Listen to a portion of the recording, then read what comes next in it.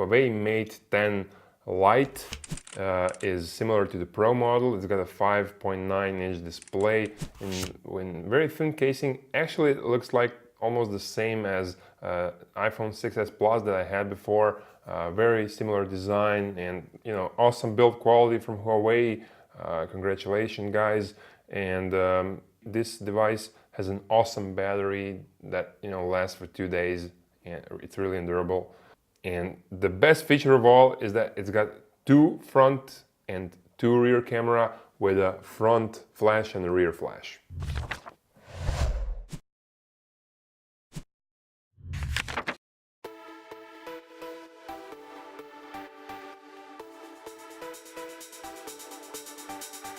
The design is actually very attractive. It's similar to the iPhone 6s Plus, as I said in the beginning, but the build quality is just superb. The details, the finish, it looks really awesome. It's not some like cheap Chinese phone, or at least the way we perceived Chinese before, not anymore. Side keys are a little bit shallow, but still they're very accurate for pressing.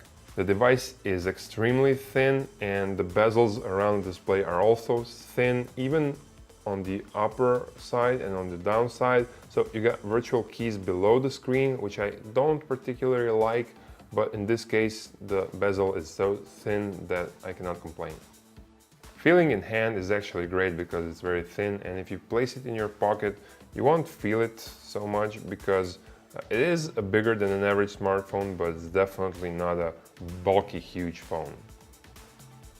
5.9-inch display, as I said, is built in a very thin casing, but this iPhone X with 5.8 inches looks quite smaller than Huawei.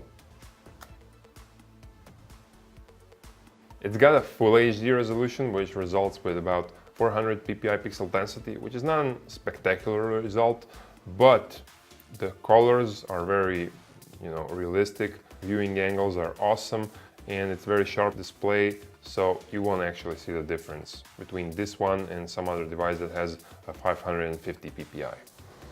So in direct sunlight, you'll be able to adjust automatic brightness here, and colors look nice.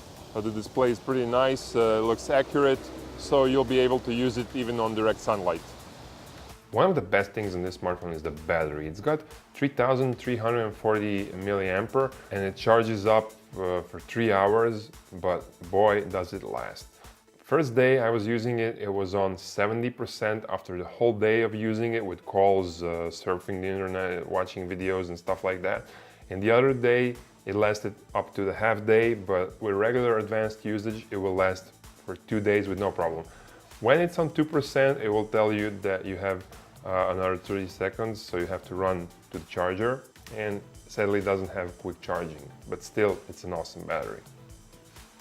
Android 7 Nougat comes with Huawei upgrades, so you got this upper dashboard with fast icons and settings, and everything is pretty easy to use. You can change some themes, the way icons look and stuff like that, so it looks attractive, it looks nice.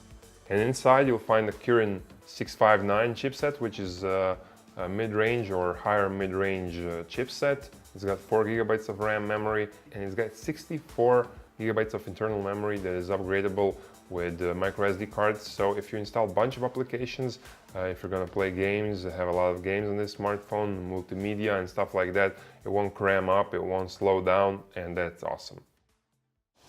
Okay, so the camera interface starts up in a second. It's not instantaneous, but okay. And you can swipe like this to get some advanced functions. And you have the manual options here for professional photo, for effects, panorama, and stuff like that. So the basic photo looks like this.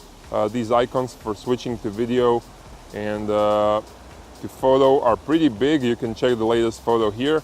But these icons could have been bigger, so this is to switch from front to rear camera. This is for portrait mode, so you can switch between 2 cameras here. The wide angle camera and so this is the wide angle, I think, and this is the portrait. If you want to go to more advanced options for professional mode, you have the options additional here for ISO, shutter speed and stuff like that, but it's a bit crammed up. It's not that easy to use as on LG flagship smartphones with good cameras. But still, after some time, you'll be able to use. You'll be familiar with all the options and settings. So there are two rear cameras on Mate 10 Lite, 16 plus 2 megapixel, and a small LED flash. Photo quality from the rear camera is on a high level. Photos are clean, without no noise, although if you go in some place where you have shadows, colors won't be accurate all the time, as we see them with our own eyes. Still, this is a high level of quality photos. In low light conditions, photos have visible noise on details and parts of the image are too dark, which shows that the dynamic range on this camera is not superb. Video from the rear camera is a lot better than from the front camera. The picture is clean, it's very well stabilized. In low light conditions, video looks good, but it's too dark. When you have some light in your frame, the noise will be pretty visible. So it has two cameras on the rear, but it also features two cameras on the front for greater selfies. This is 13 plus 2 megapixel cameras. Front camera gives mostly good photos, although I think they're overexposed, so parts of the image are like burned. Details are, enhanced, and I don't like that. It's like somebody took Photoshop and you didn't have RAW, you just had JPEG. The image is also softened, so your face would look younger. I don't like that, but I guess a lot of you will. Also, you can have a bokeh effect, which is just a software feature. In low light conditions on the front camera, you can even turn on the small LED flash, so you will always see yourself on selfies in low light.